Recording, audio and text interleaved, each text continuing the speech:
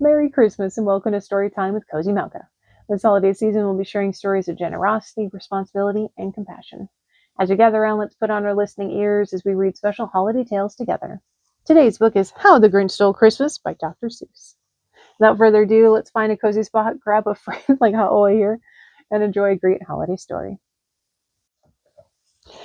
Every Who down in Whoville liked Christmas a lot. But the Grinch, who lived just north of Whoville, did not. The Grinch hated Christmas, the whole Christmas season. Now, please don't ask why. No one quite knows the reason. It could be his head wasn't screwed on right. It could be perhaps that his shoes were too tight. But I think that the most likely reason of all may have been that his heart was 2 sizes too small. But whatever the reason, his heart or his shoes, he stood there on Christmas Eve, hating the Who's, staring down from his cave with a sour, grinchy frown at the warm, lighted windows below in their town. For he knew every Who down in Whoville beneath was busy now hanging a mistletoe wreath. And they're hanging their stockings, he snarled with a sneer. Tomorrow is Christmas, it's practically here. Then he growled with his Grinch fingers nervously drumming. I must find some way to stop Christmas from coming. For tomorrow, he knew, all the Who girls and boys would wake bright and early. They'd rush for their toys, and then, oh, the noise! Oh, the noise, noise, noise, noise! That one thing he hated, the noise, noise, noise. Then the Who's, young and old, would sit down to a feast, and they'd feast, and they'd feast, and they'd feast, feast, feast, feast. They would feast on Who pudding and rare Who roast beef, which was something the Grinch couldn't stand in the least. And then they do something he liked least of all. Every Who down in Whoville, the tall and the small, would stand close together with Christmas bells ringing. They'd stand hand in hand, and the Who's would start singing. They'd sing and they'd sing and they'd sing, sing, sing. And the more the Grinch thought of this Who Christmas sing, the more the Grinch thought, I must stop this whole thing. Why, for 53 years I've put up with it. Now I must stop this Christmas from coming, but how? Then he got an idea, an awful idea. The Grinch got a wonderful, awful idea. I know just what to do. The Grinch laughed in his throat, and he made a quick Santa Claus hat and a coat. And he chuckled and clucked, what a great Grinchy trick. With this coat and this hat, I look just like St. Nick. All I need is a reindeer. The Grinch looked around, but since reindeer are scarce, there was none to be found.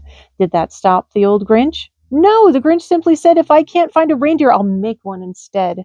So he called for his dog Max. Then he took some red thread and he tied a big horn on top of his head. Then he loaded some bags and some old empty sacks on a ramshackle sleigh, and he hitched up old Max. Then the Grinch said, giddy up! And the sleigh started down toward the homes where the Who's lay a snooze in their town.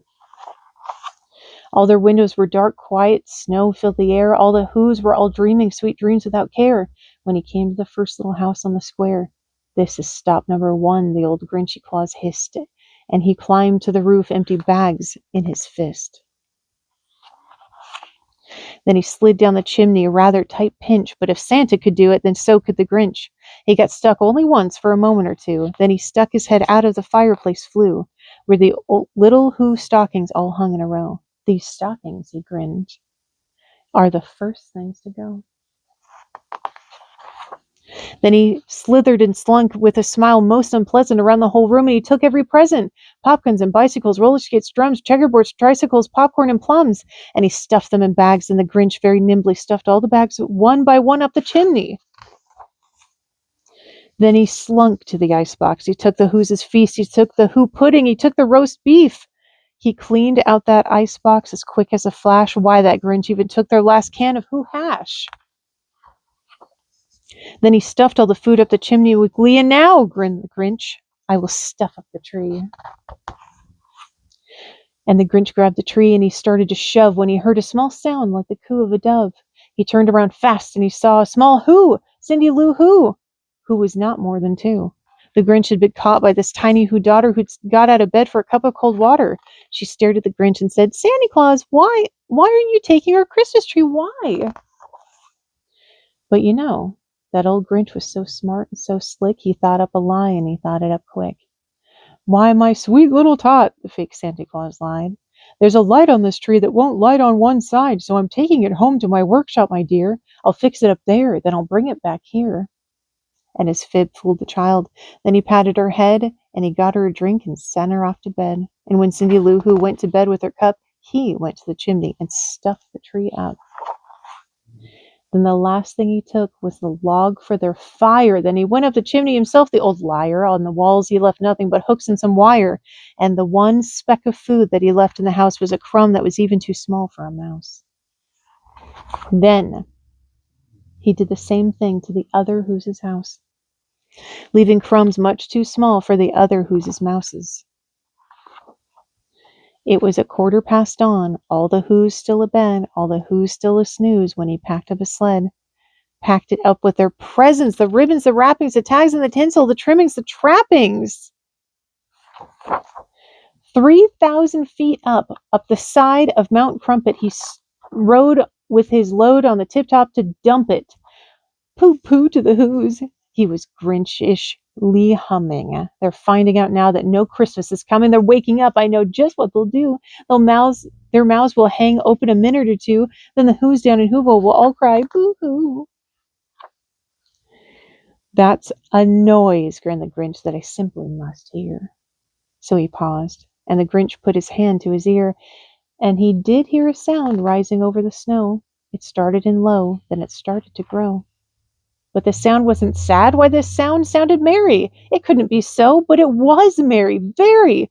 He stared down at Whoville. The Grinch popped his eyes, then he shook. What he saw was a shocking surprise. Every Who down in Whoville, the tall and the small, was singing without any presents at all. He hadn't stopped Christmas from coming. It came.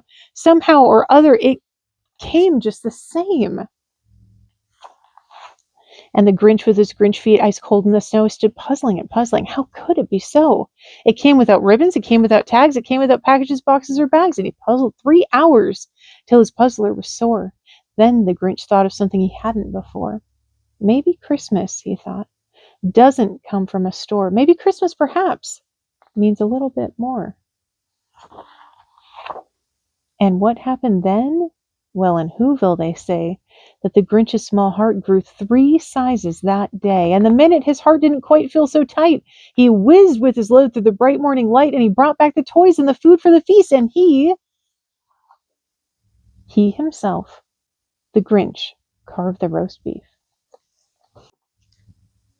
The Grinch carved the roast beast. Excuse me.